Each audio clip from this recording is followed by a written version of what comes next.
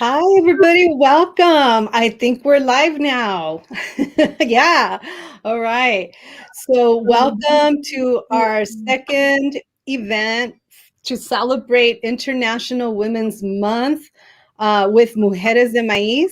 We are here today celebrating the zine that Mujeres de Maiz has been self-producing for over 20 years. And we're here with Margaret Alarcon, who's the zine director of our self-published zine, and Felicia Montes, who's one of the co-founders of Mujeres de Maiz, and pretty much probably one of the most published MdMers, right? I don't know. I think you probably have published in every zine, which is pretty cool, to be able to publish your work there. And that's what's really awesome about the zine, that it's given many women the opportunity to publish their poetry, their prose, their visual art. And I'm just really proud of that production of words and imagery coming from women of color from LA. And so let's we have another guest, Iris, who's on her way, and she'll be joining us in just a bit. And so first of all, let's just, before we actually get started with everything, just want to say,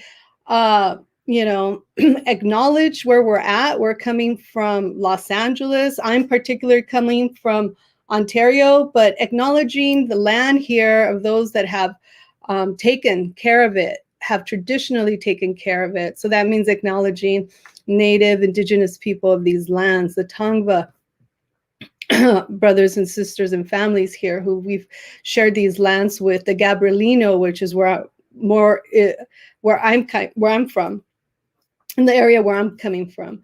So acknowledging them and just giving thanks for this blessing to be able to share after all these years of hard work and dedication to empowering our communities, specifically empowering women of color.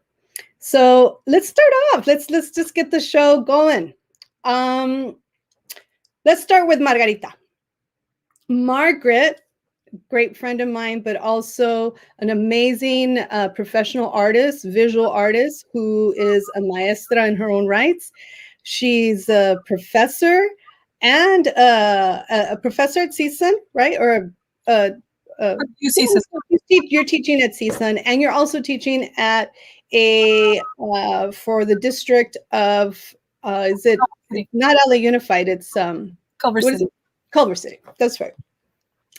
But she's an amazing artist who has been responsible for getting this zine published. And so tell us, actually, what I would like to do is, can you share a little bit of your expertise in terms of like where the history, a little bit of the zine comes from, in terms of like how we have used it, or can you contextualize it a little bit? Well, for those of you who don't know me, I first of all, I'm very honored to be here to share with some of my best experiences when I worked with Mujeres de Maiz through these publishing projects.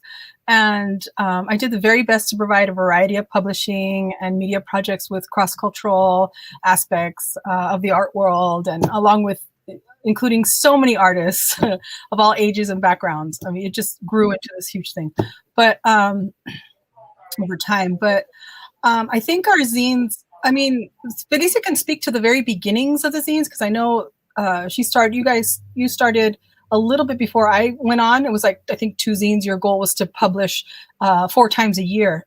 And you would do these like, rascuache style, right?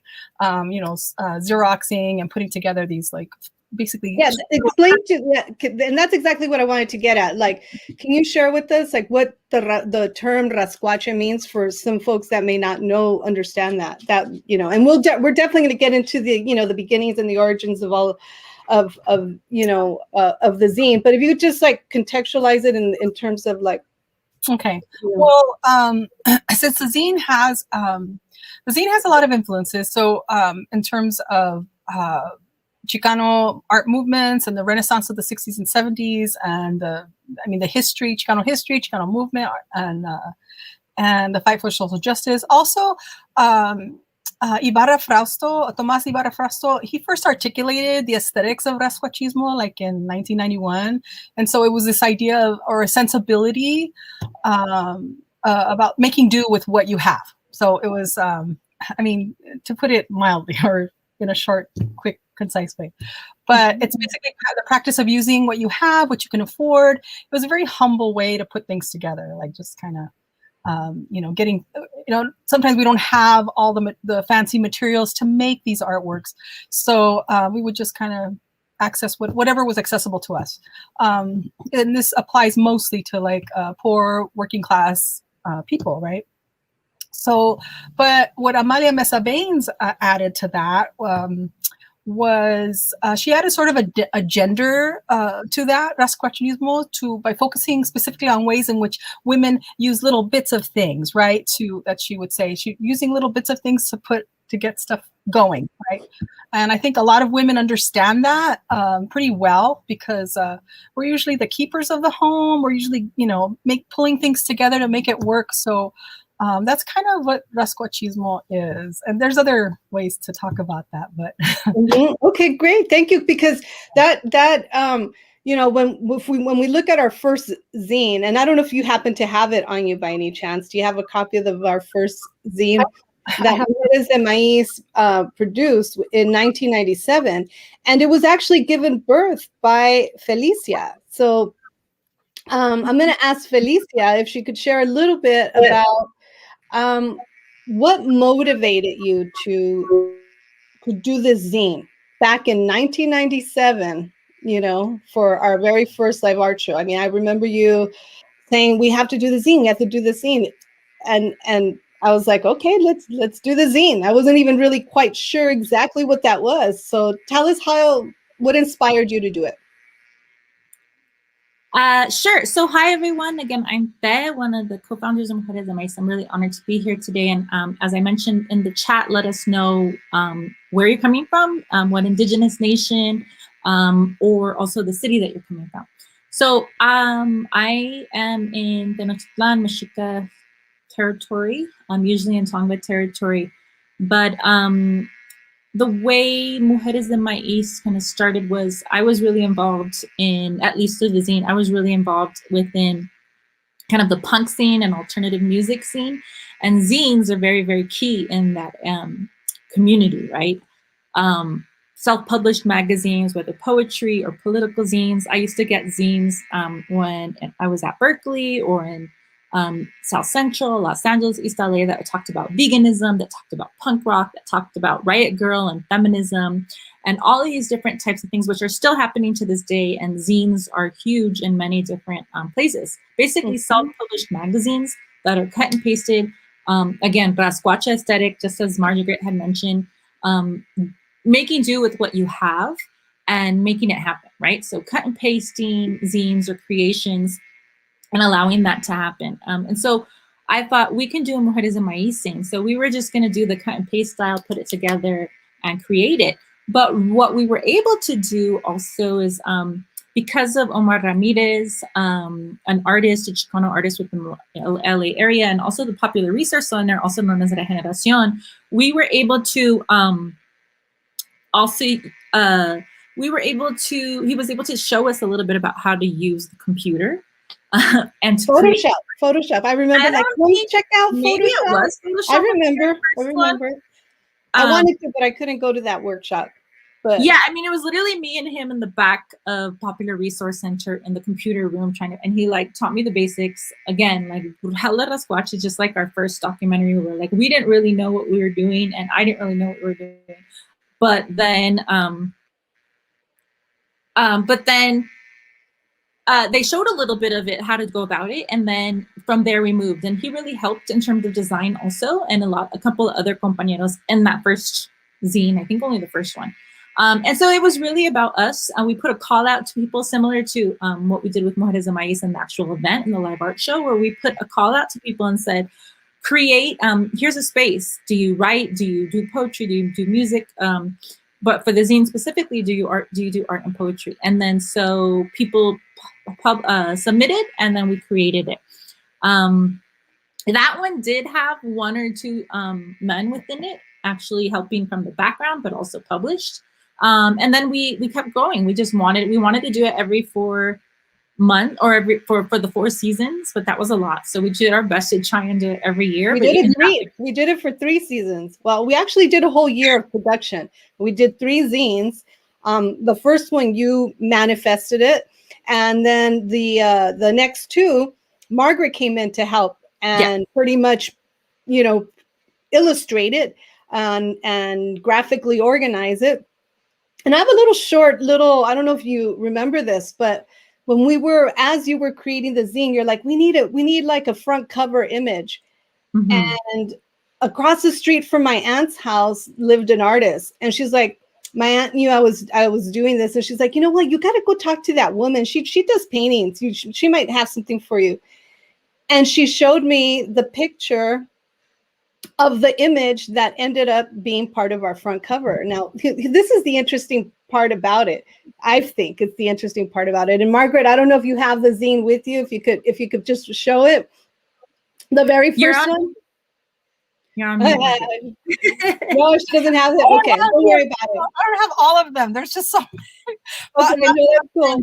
I don't have them handy. But you know what, you folks, when we share the GoFundMe link, which we're going to talk about later, once you get onto our GoFundMe page, you're going to see the image of our very first zine, which is called The Birth of the Goddess of Corn. And here's the interesting story, is that the actual painting is the birth of the god of corn. And we want it, I remember we're like, we don't want to put the god of corn, like we want the female version of corn, okay? And so we asked the artist, hey, are you cool if we title our event using your image, but we're going to title it The Birth of the Goddess of Corn? She's like, sure. Okay, so this is back in 1997. I didn't know that the plant maize is both female and male. So in a way, we were representing the female voice way back then, which I think is pretty cool, you know? But anyway, I'm detouring here. Let's go back to you all. So I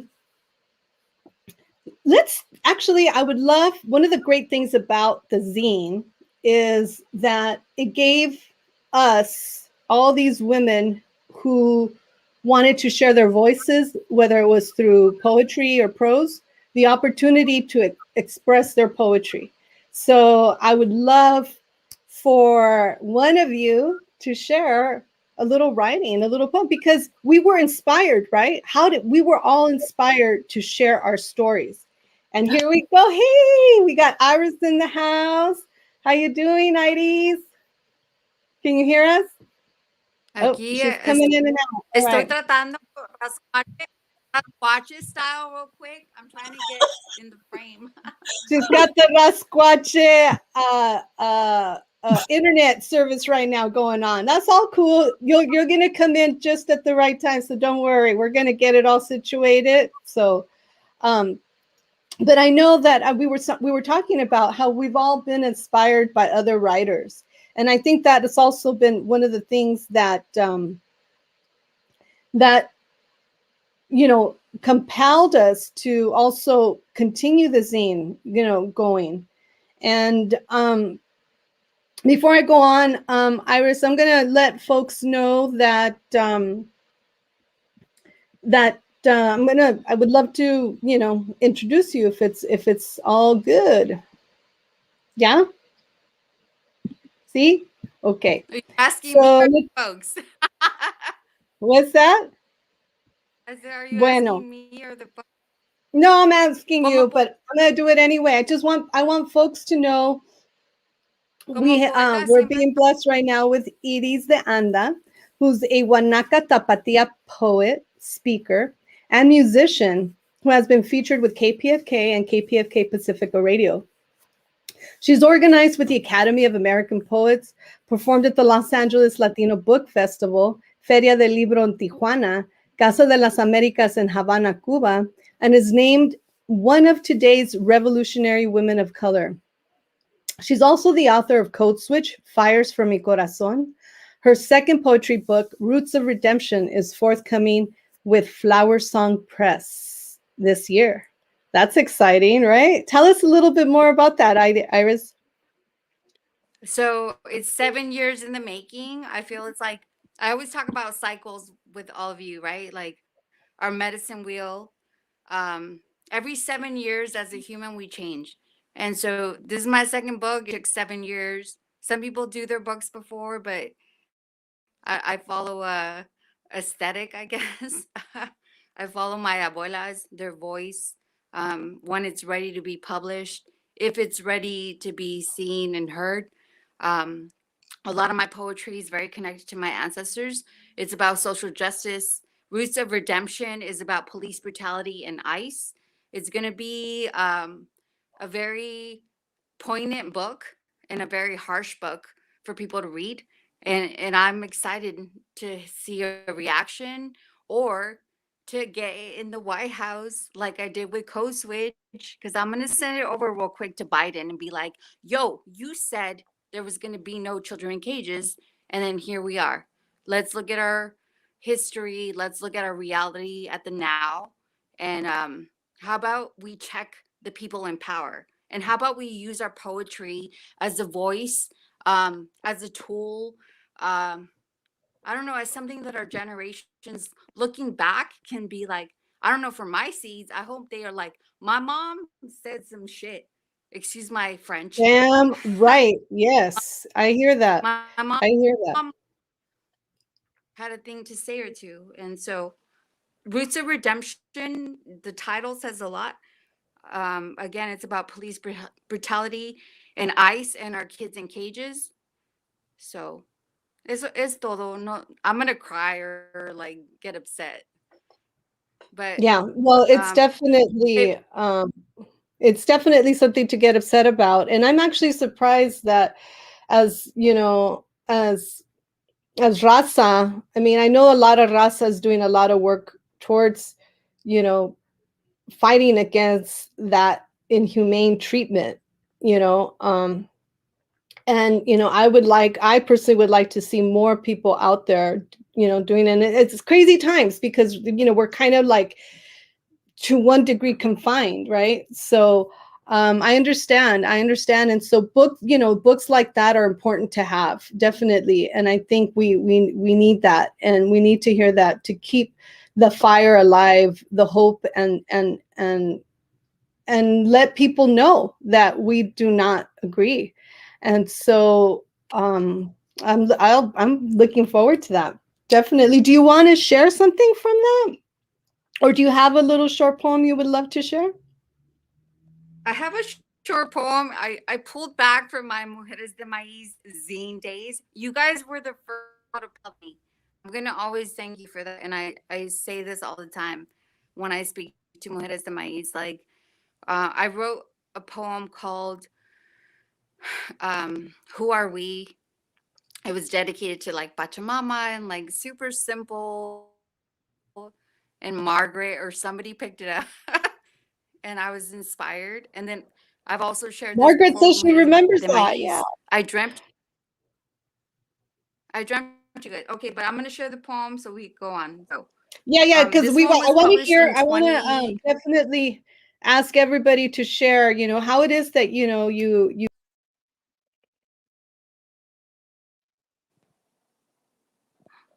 I lost you.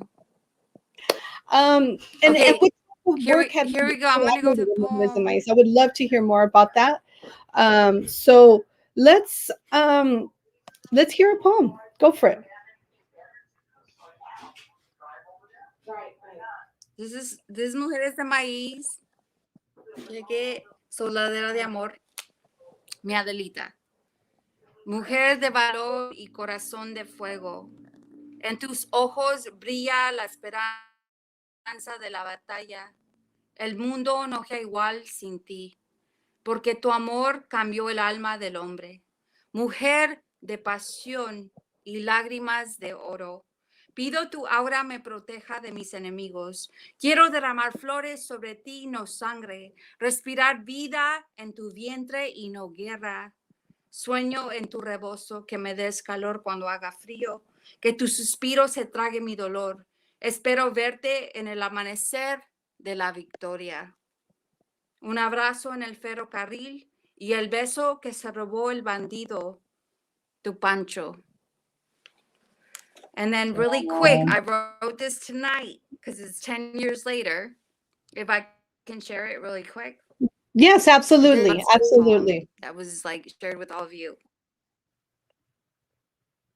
Pancho, te pasaste, güey, descubriendo fronteras en nombre del amor.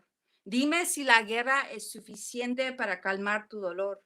Cuando la noche cae y tú sientes frío, recuerda de todo lo dicho. Las nubes se llevan el olvido. Las balas pronuncian nuestro ciclo. Como encontrar lo verdadero en un mundo sin su cuero. Despierta, mi disque güero. No eres yanqui, eres guerrero. Devuelve todo a tu pueblo. Devuelve todo a tu pueblo que espera tu regreso. Y mi rebaso es tu beso. Adelita. Plazo, thank you. Wow, thank you. Woo! Thank you. Yes, yes. And Margaret was saying earlier, she wrote in the chat that she remembered that. So tell us a little bit about that, Margaret. Tell us what's it like to be, what's the process like in creating these zines as you're getting all these submissions? You get, how many submissions do we get a year or less? I don't know. I mean, I did about 12 books with you guys. I made about 12 of them. So I did one, and then I got ill for a time, and then I started up again. We were trying to figure out a way to do like full color, like get more fancy, right? Less raspache, or just more pulling in what we had. Like I had a lot of skills in graphic design at the time. Like I think Quark Express was like the really hot. It was, I mean, so I was moving these schools and trying to figure out a way to make it happen. So what we thought of, I think, was that we would publish this book in a larger format. So instead of like 12 pages, it would be 60 pages back to back. It would be full color, and we could just put as many people as we could, and as we could, cram in there and still give it some respect, right? So, or have a nice presentation, really. And so we thought of this idea. I was working with Gina Aparicio, and we thought of this idea of maybe having pre-orders. So we would do pre-orders and then say, okay, if you pre-order this book that we're working on, you can help, build that. So we ended up creating like a pool of cash, of money, so that we can put that money into printing. So it would just go right back in, and we were able to produce these publications because it's expensive to print all that stuff. So, or it can be especially a full color. And so we were able to find a really a cool printer, someone who would like, okay, I'll cut you a deal since this is like a community project and it's for women and women artists that, don't usually get heard, and especially women of color. And for the time it was like, so that's what really, how it went.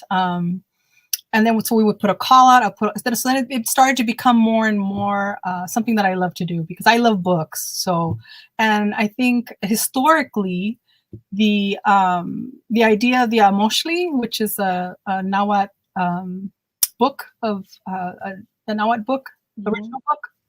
Pre-contact. So there's only 16 of those books left because whole libraries were burned, right? So right. Now, and so I think as a way to sort of, I think making these books and teaching others to make books, and that it's important to share our voices and to know that we're not alone in this struggle and in these expressions that need to come out, especially as women. I think this is a really good form of resistance to that violence, and in a way, it's a sort of a way to build back and take back those libraries, right? Or just to rebuild them again. And it's also a way to document our stories, like the poem that Iris just gave us. It's documenting you know, different chapters of her life, of what she's thinking, right? Of what she's going through, what she's feeling. And it's capturing real life moments. So it's a way to document our stories as well.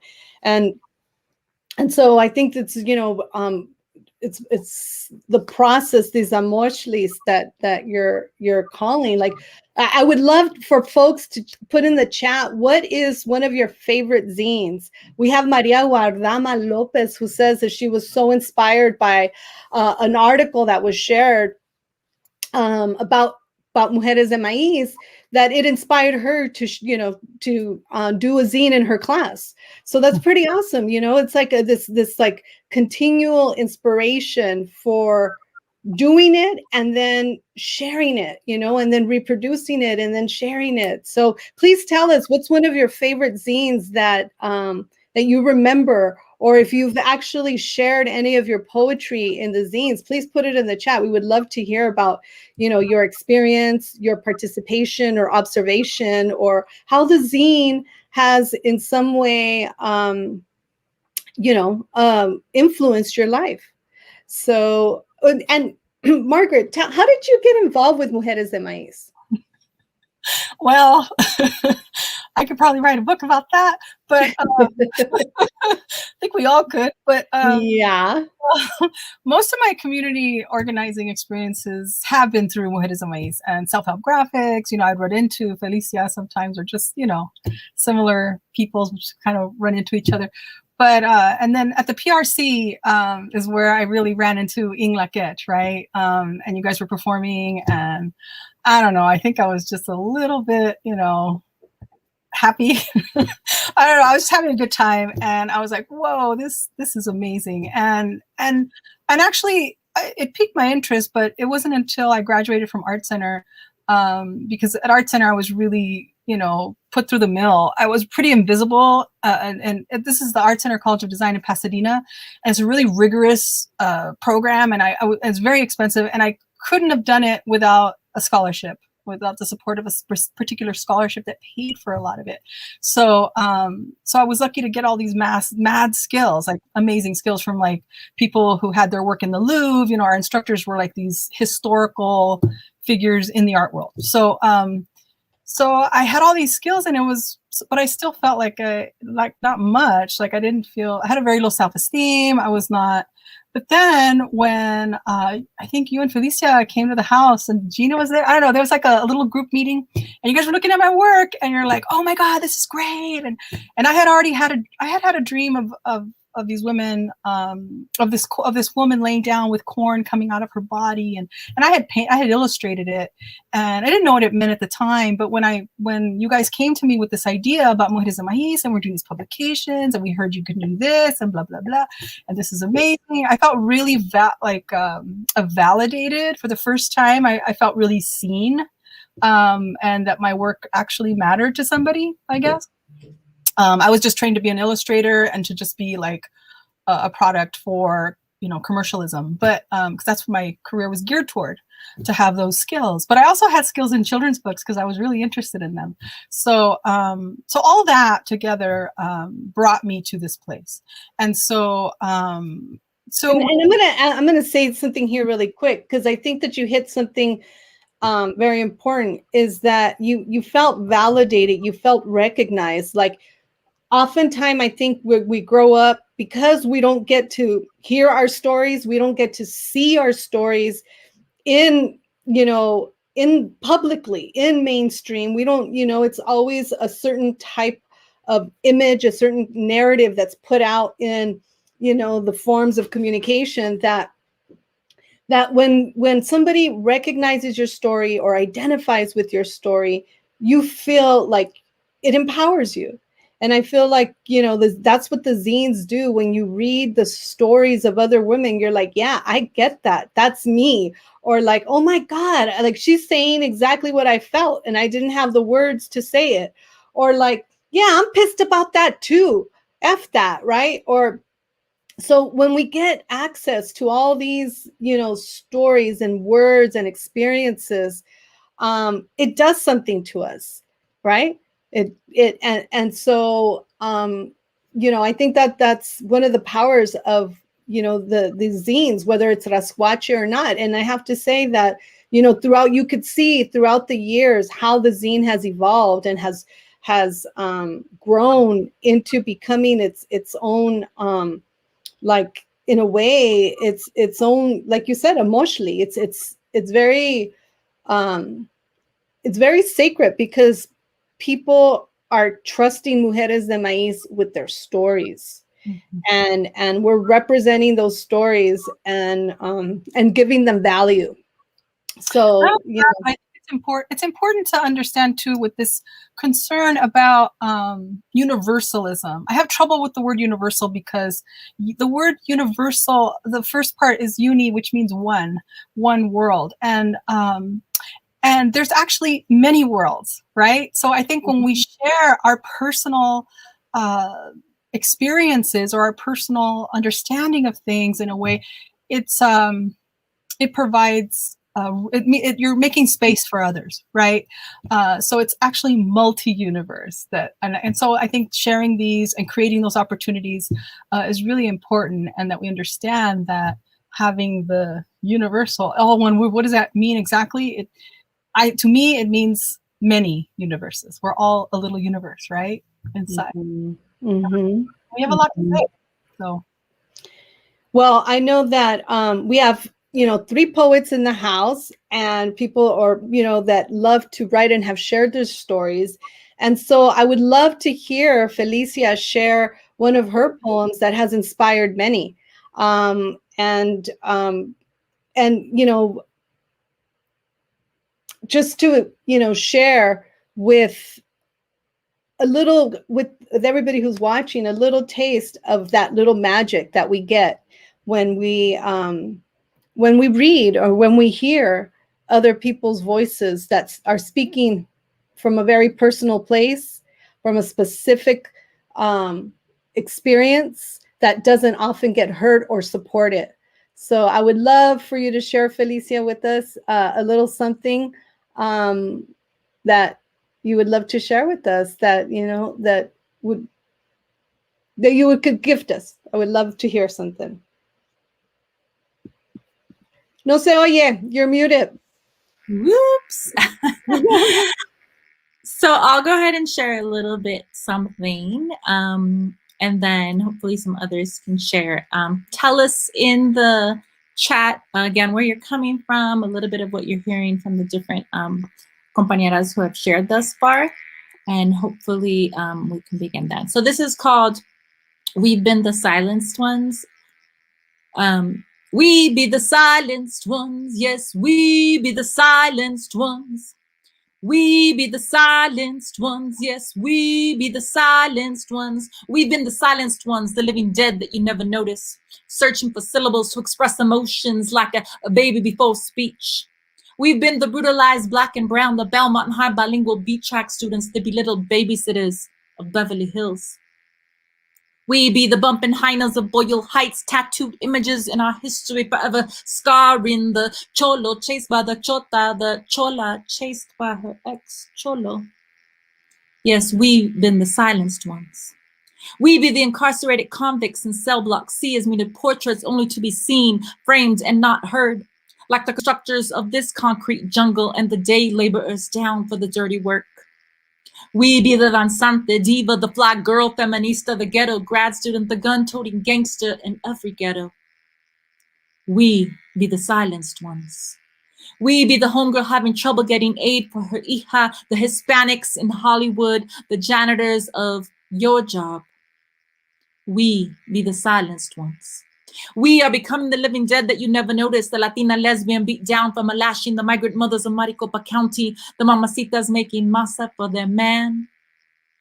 We be the silenced ones. We be the mujeres de Juárez y Guatemala, the meseras of every cocina and cantina, the platform reinas of Banda Macho Men, the Rosa Maria selling rosas and ruta.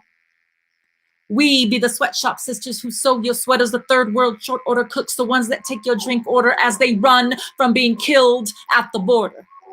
Those victims of power and ignorance, and yes, perpetuators of the same. We be the silenced ones no longer as we give voice to all those seen as living dead, honor ancestors in ritual rites from LA riots to August 29th. Yes, we be the silenced ones no longer, porque todos somos y somos palabra. Yeah. Woo! Hell yeah. Oh my goodness. Yes, thank you, Felicia, for sharing that. You know, the energía, the palabras of mujeres that are passionate about what is going on in their lives, what is going on in the world. We don't get to hear that often enough. We don't get to hear the voices of mujeres, you know, saying what they think and how they feel. And so, you know, it's, I think that's what the zine does, right? It gives women of color who don't necessarily have access to getting published to get published, you know, and that's a beautiful gift that I feel the zine has given a lot of our communities. And not only just our communities, we've had submissions from different women from around the world, right? Can you tell us a little bit, like how many people, like who like we've had contributions from, like, I believe Africa, Egypt, South America. We had a submission from Saudi Arabia. It was pretty amazing. As we go through some of these, and you have to understand that doing a project like this is just not one person. It requires a team of people. So there were a lot of people involved. Like a lot of editors over time. We would have rotating people who wanted to be. I had some really great editors, and I think Michelle Lopez was able to produce this particular one here. So, and with her students, she was able to produce one, and we were able to get people involved in the process. The other thing we did was provide writing workshops at some point to kind of support poetry, because it's not usually taught in schools. So having that is really important, I think, for people to have access to. So we offered things like that. We also had a lot of looking at the chat. So we also had we had a very young poetry. We have art as well. So it's not just the poetry, but it's also the art. There's visual aspects to kind of support the work. And there was a lot of great artists too that we published over the years. And I mean, the list is so long. I'm poring over these things and looking at these submissions. You can really, and sometimes I would look at them and not see, I didn't want to be biased, so I wouldn't look at the names, but, you know, because I knew some of the women, but it was really nice to hear these voices, you know, just coming out of the page and then finding out later, oh my God, this person's like from Africa or from New York or from wherever, right? And I was like, wow, I can't, the reach, I think, of our publications, I think it's a lot bigger than we understand right now, maybe, because a lot of times we would send those books out. Like I would give them, oh yeah, you get it. We're not charging, the poets and the artists were not charged for, traditionally, we didn't, unless we were having a hard year, but, or if the expenses were really great printing for some reason. But a lot of times I really tried to give publications with the submissions if they made it inside, because that's what it's about. You want to see your work in this book, right? And if you're coming from a very poor family and you're trying to submit something and you want, you know, the book, isn't it nice to have something published that's yours? So that's why we tried to make the book so big. Like 60, I tried to fit all these people in there. But well, it's great. I think it's great, and we should be able to honor our words and our palabras in that way, you know. And earlier you mentioned something about how you had a dream of this image of the Mujer de Maiz. You know, you started working on it, and then it kind of came alive through this collective of Mujeres de Maiz. And I know Iris has a similar connection with dreaming and Mujeres de Maiz. I would love Iris to share a little bit about that, how she through her own dreams and how she actually connected to Mujeres de Maiz even before you even met Mujeres de Maiz. Even before you even knew we existed, you were already connecting with Mujeres de Maiz through your dream. Can you tell us a little bit about that, Iris?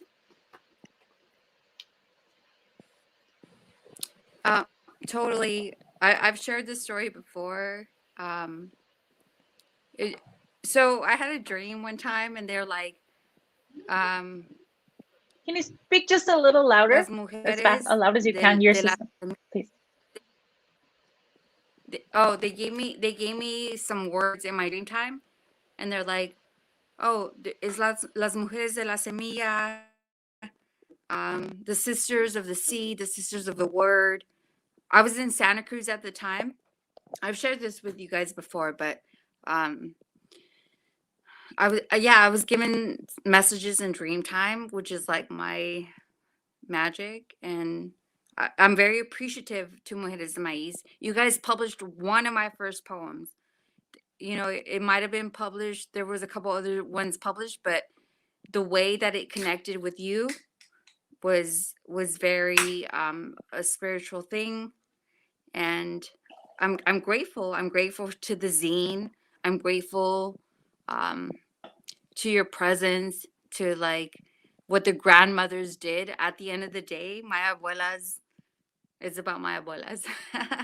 At the end of the day, my mom and dad like brought the word to me, you know, in their way. And so to be connected to all of you, to the sisters at a time, you know, like the 90s, we're going to bring it back to that. At the 90s, you know, the Riot Girl scene, the zines, all the things we were all trying to do. I created a zine called Revolucion in the 90s. I took it as self-help graphics. You know, I took it like to the streets. That's how you did it back then. All of a sudden, you have a platform. All of a sudden, Mujeres de Maiz shows up. All of a sudden, the sisters like are at the forefront. And so I felt blessed to like have you receive my words. I feel connected to like all the work that has been done, that's still to be done. Because I have 2 daughters, so I have work to do. um, and if I so could yeah, say I don't know something, if you that made know, sense. totally makes sense. Totally makes sense. And you know, I have to say that, you know, part of your contribution to Mujeres de Maiz has also been the fact that you've helped maintain the poesia that we carry inside of us. You help to keep that alive for us because you help organize for several years. You, as well as 2 other comadres, Silatli and Rebecca, like kept that, you know, those poetry nights happening, you know. And so, you know, your presence in the collective, I mean, perhaps the collective has given you stuff, but we've also received your energia too in this with your work, to keep that poesía fuego alive in our communities by helping to organize these poetry nights. And you know, just like Margaret's energia to keep the zine going, you know, it's energy, it's fuego, but it's trabajo too.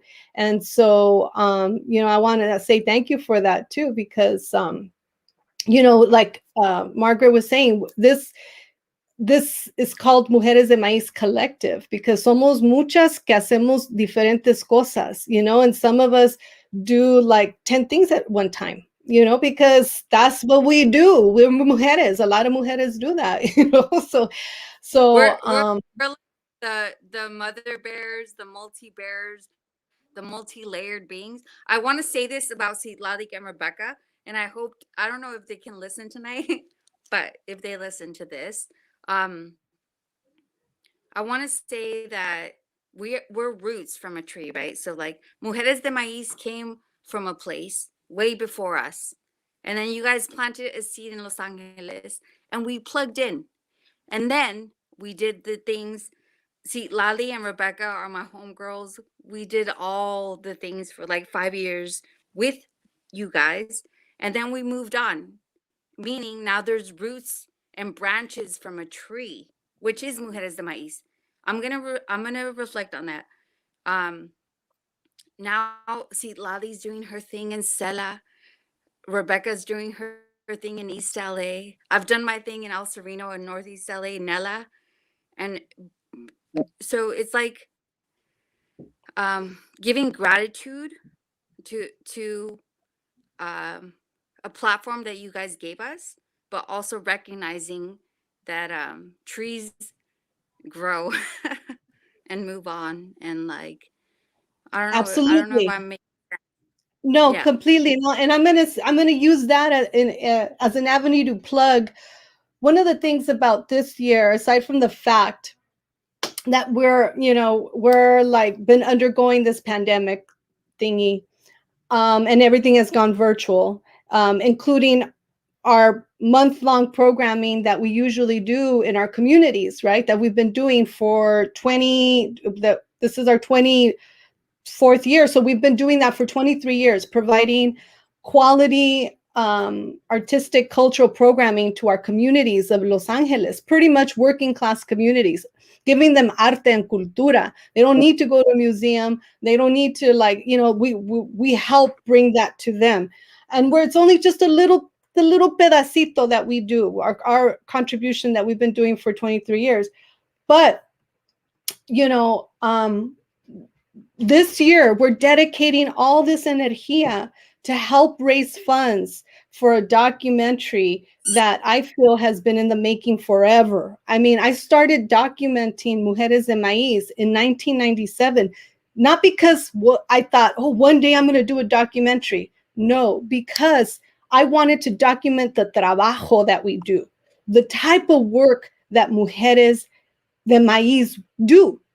And so I just started documenting everything that we did. In 2009, I started to actually, interview these mujeres. So basically from 2009 until now, I've had all these visions of what this documentary could be. And it is time now that this documentary happens to show all that we are and give voice to all that we envision and dream about.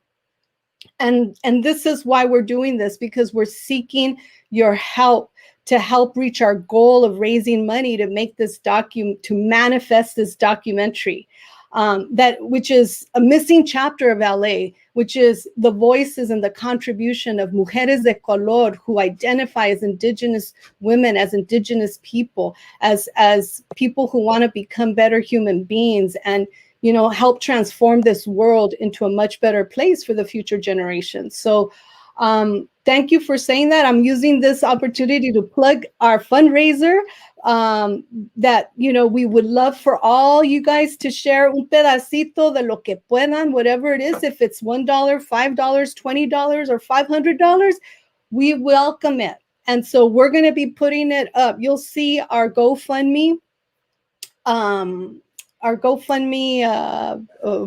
link. And actually, I have a feeling we just recently updated our link. That doesn't look like it's the updated one, but go to GoFundMe Mujeres de Maiz and it'll pop up. And the documentary, it's for the Mujeres de Maiz UnEarthed documentary. So please take a little moment and support that so that we all can continue to grow as individuals that are leaving raíces. And this is one of my contributions, along as the collective's contributions for the future generations. This is what we would love to leave behind, because we're not going to be here forever. We can't continue to be organizing these events forever. So yes, anybody else would like to say something to all that, since I've been like rolling my mouth here for a while? I don't know. Every time I think of, I don't know, I'm so happy to see Edie's here. I mean, it's good to see everybody in person. Right? And live in some sense. But when I think about making these publications. And I still remember when me and Felicia were trying to make these color copies and, just making it, all that, stuff, that all the little things that we do. And we did it for nothing. I never thought once about, oh, I should be getting paid for this. I just never thought of that. And it just felt so important and so had to be done, and, but after assembling in 98, when I assembled the first book I made with you guys and stapling it and delivering it and the zines at CSO, right, at this event that we had at the CSO. And when I saw that event, you could feel the energy in the room. Something was happening and it just hit me so hard. I cried, I laughed, I was inspired. It was the most amazing thing I'd ever seen at the time. And from then on, I was just hooked. And so I just kept making books. And I have to say that I know that I want to give props to Felicia's dad, Carlos Montes, who would hook it up for us and make copies for us, right? Tell us a little bit about that. I don't want to get him in trouble. No, that's fine. You're like, oh, part of the thing. Ya no trabaja. I mean, everybody contributed. We would ask our tias, our tios, our dads, whoever we could to help us with whatever we wanted, what we needed. I've had my mom and my tias make food. It's like, what do we need this year or stuff like that. Involving our families. Yeah. So, it's been definitely a journey. Right. And I think this documentary will capture the journey, will capture the different transformations, the voices, the voices that are documented in these zines. Like, if we were to study all these zines, there are common themes that keep resurfacing over and over that women have, that women deal with on a daily basis. And I don't, I think a lot of us can know what that is, right? We don't need to necessarily talk about all the different types of how colonization has affected women in particular. But I feel like these zines definitely captures the voices of what a lot of women are thinking and how they're being affected by colonization, right? Yes, for sure. Yeah. Well, I mean, there's a key word right now, or that a lot of people are talking about: decolonization, right? A lot of people are talking about indigenous issues, and this is key and very, very important. But one of the key things is always that Mujeres de Maiz did was make sure, similar to what Iris just did, and kind of talking about a lineage and a heritage, is that even from our first event in 1997, we made sure to tell about who went before. That we came from the work and the blood, sweat, and tears of our ancestors, of our own parents, our own families, but also of the predecessors and the foremothers of Chicana and women of color art, poetry, and publishing. Third Woman Press, Shri Moraga, Audre Lorde, Joy Harro, some of the people that people mentioned in the chat recently about who was creating, right? And it was so important us to talk about that lineage. And we've always done that since 1997, 24 years where we've done that lineage. And so it's also like a place that has come before, what has come before, and then what will come. So a space that was open, it's not like, we don't see there's membership, like decimos que todos somos mujeres de maíz, right? Que todos somos, that you can have a space here to grow, to create, to publish, and then to move on or to come back when you want or whatever, right? There's always a space, and it's an open circle. It's a collective. It's now an organization, a nonprofit. And now trying to manifest this documentary or documentary to talk about all those interests, all those things, all the ways people have connected just from a dream, from a prophecy, from a ceremony, from Facebook, right? People have talked about from Saudi Arabia deciding to publish their poems, and so literally these things have been both prayer, performances, protests. That is what is Mujeres de Maiz. And I think that's what's so amazing about our zines also, and just the work that we do, whether it's a wellness event or a poetry event, it's always has that like energia that Iris was able to share a little bit about, that like that prayer, right? And that tree, the sacred tree that grows or has leaves, and they come and they go or bear fruit. And so that's really amazing, I think, overall about Mujeres de Maiz for me. And this year's theme, the birth of the goddess of corn. I mean, that's the name that we gave our very first zine. And the birth of the goddess of corn, like, I mean, I feel like she totally initiated us way back in the day. Did we know she was initiating us? No, but I really feel like she did, and she's coming back again. You know, Chico Mecoat, right?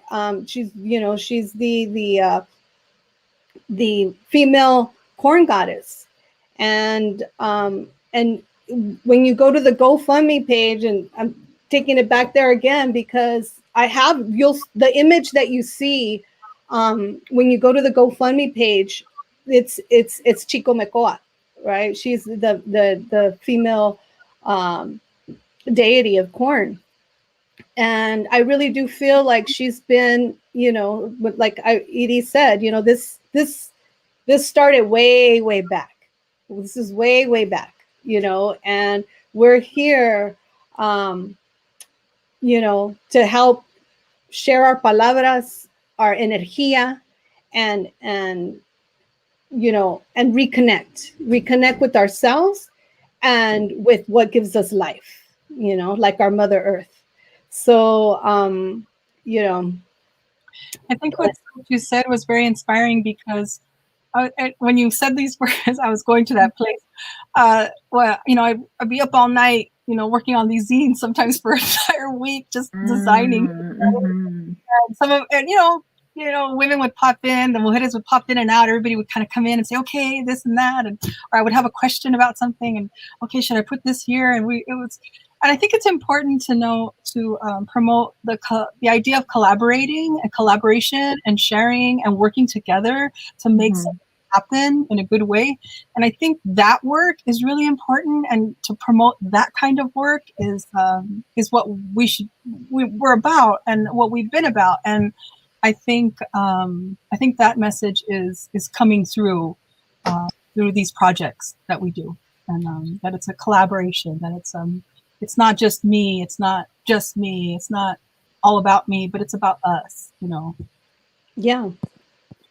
And having that space where you have a community, right? All those times that we were like, up late, really late, trying to make, like proofreading, right? Oh my God, laughing. Daya doing translations in Spanish. Somebody passing out on the couch because they had a little too much to drink one time. We got. I want to recognize really quick. Please. What's that? A ver, otra vez. Iris, say that again. And louder, por fin. Otra vez. I want to say I recognize Margaret and Daya. I want to recognize Margaret and Daya's work. I remember being at your house one time and like seeing the way you did it, the way like you made every issue come together. You and Daya were fucking badass, like hardcore, and I want to recognize that work. I appreciate you, Margaret. Oh, I appreciate it. Really? Like, okay, hold on real quick. I appreciate. Oh, yeah. I don't have. Yes. This is in Zoom, so we can't put the clap in the. Yay! Rites of passage. Oh, beautiful. There you go. Yeah, put it. Please show them. And this amazing. This is one of my favorites because design-wise, because I was a graphic designer at one point. This is like a fancy, because it's three-dimensional work, and it's hard to display three-dimensional work in a book. So I thought, back and front, and it's prayer, talking about the jaguar. There's a lot of symbolism, right? And that artwork is made by Gina Paricio, who's also, doesn't live in LA anymore, but she's also been a long-standing organizer with Mujeres de Maiz. So that's her work right there. Yeah. One of the few ceramicists that came out of our group, which is, really great. I hope we see more. I do this because I hope we see more. Let's get, let's hope we see more. Let's see more. Yes. More. Yeah. Right.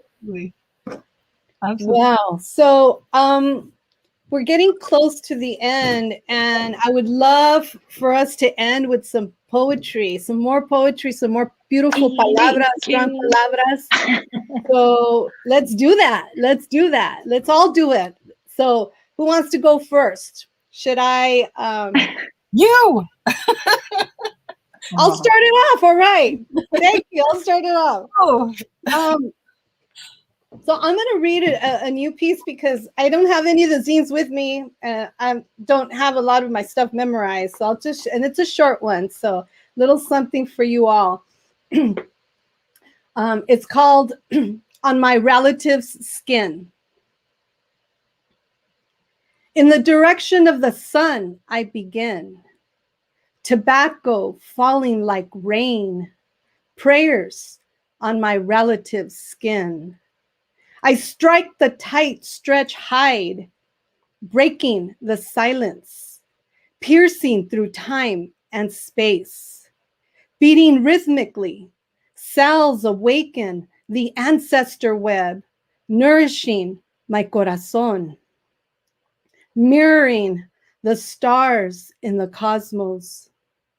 On my relative's skin, I drum, a hypnotic Olin, running like the four-legged across the fields, prairies, and mountains. Breaths birthing canciones, emerging from beneath the pounding hooves. Mantras de mi corazón, channeling visions for healings. Hands in rapture, spirit in motion, invoking a reflection of the source inside you and me. So I wrote this piece of what it feels like for me when I'm drumming, you know, with my other hermanas. And yeah, so that's a little piece.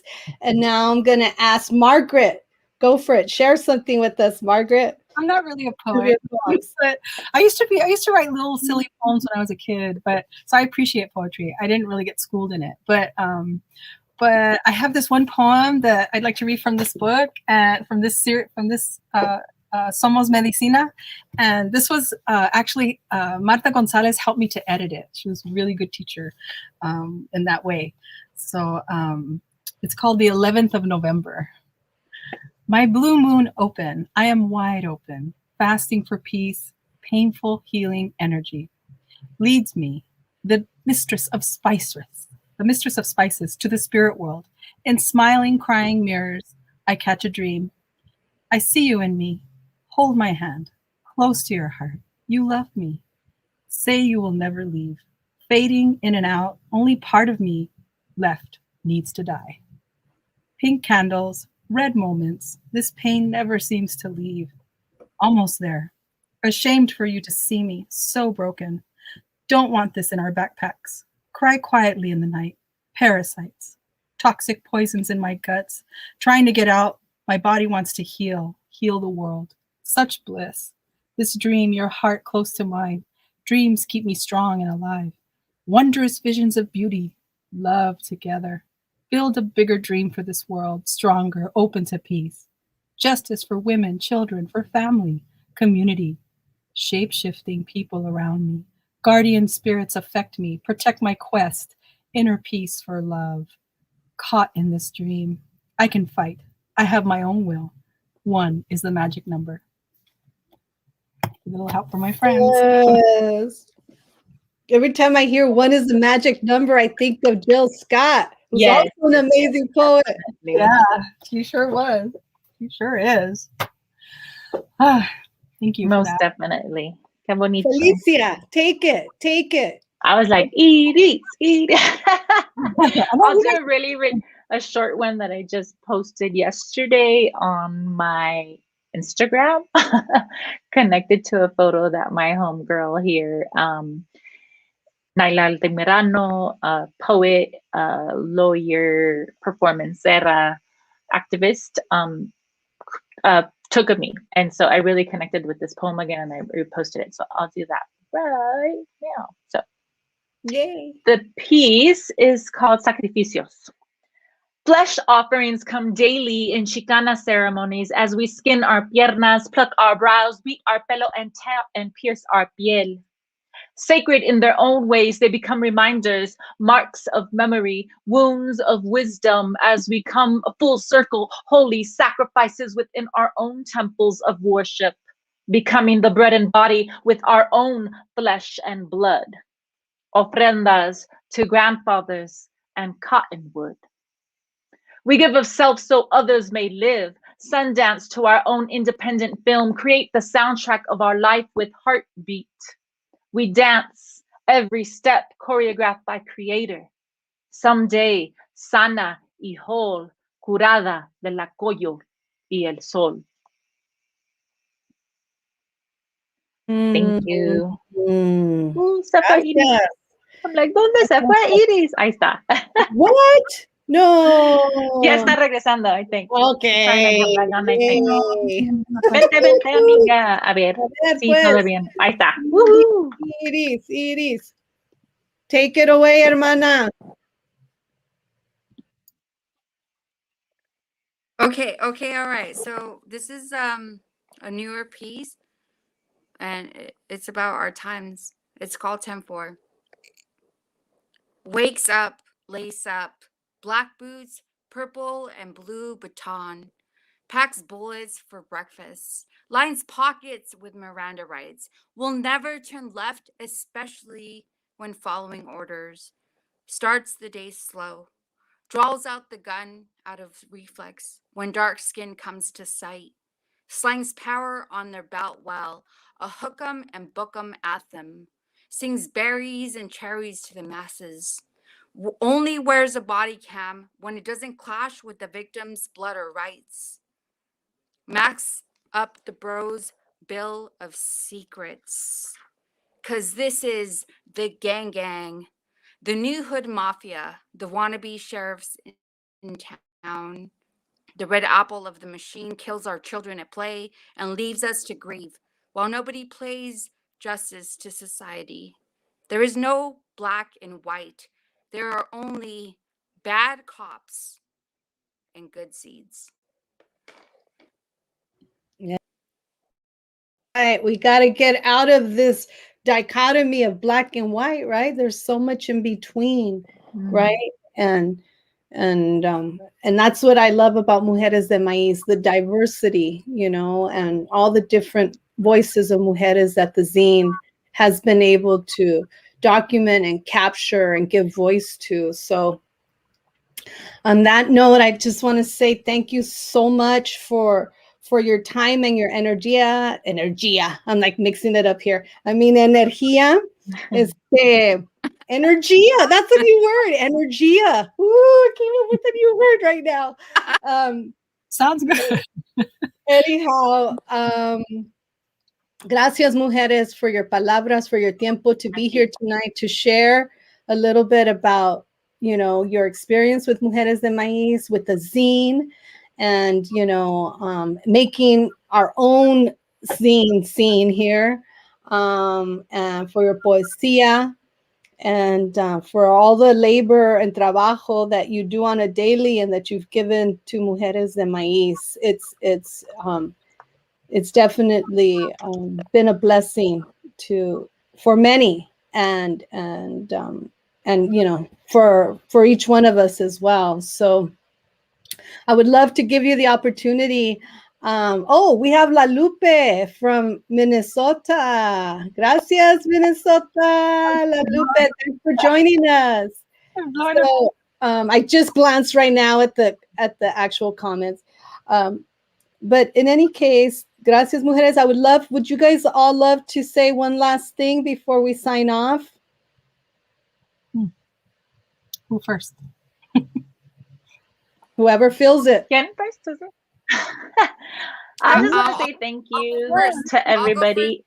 Because I'm a baby. Pásale. Oh.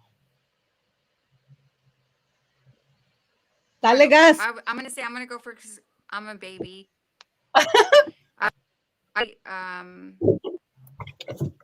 The mujeres and all those feel connected to this moment. moment. Muchas gracias. Our seeds and the new generations get to tap into what this has been for me. That's all.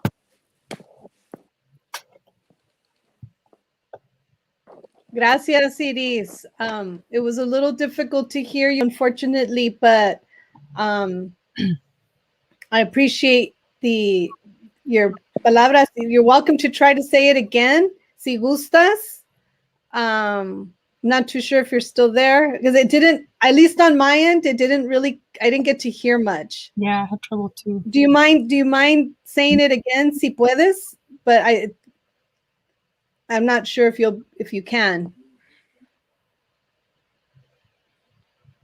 I'm going to try. I said I want to thank Mujeres de Maiz for the platform and for what has been before. And I only hope that our daughters and the future generations get to plug in, to this and like other ways of connecting their palabra and just moving forward. I'm just giving thanks. I'm grateful. Oh, her internet's Well, bad. yeah. Well, gracias, Iris, and I hope for the same thing too, and I hope the documentary will do that. For those that cannot be here in LA but can experience the power of the feminine energy and what it can do for those to come, for the younger generations. So, yes, I say yes. Get that it'll happen. Margaret? Oh, just thank you for inviting me. It's always been, when I think about the work that I've done, I feel really good about it. And I feel really thankful and grateful for the sisterhood that I had during, these times, especially during my most difficult times. And so I'm really grateful for that. And I'm really to be able to give back in this way for this project. I want to show my gratitude in that way. And so I'm really excited about your project, Claudia, and I'm excited and I'm looking forward to, hopefully we'll get all the donations and we can start that process, because I see those royals that film is like a big giant. So I know it's a lot of work. So and it's a lot of time. You'll still be a part of it. Believe me, you're still gonna be a part of it somehow, some way. No se escapan. Everybody here is a part of it in some form or another. Project, but thank you for inviting me, and I appreciate it. I'm always honored to be heard. To have a place. Mm-hmm. Thank you. Mm-hmm. Gracias. Felicia?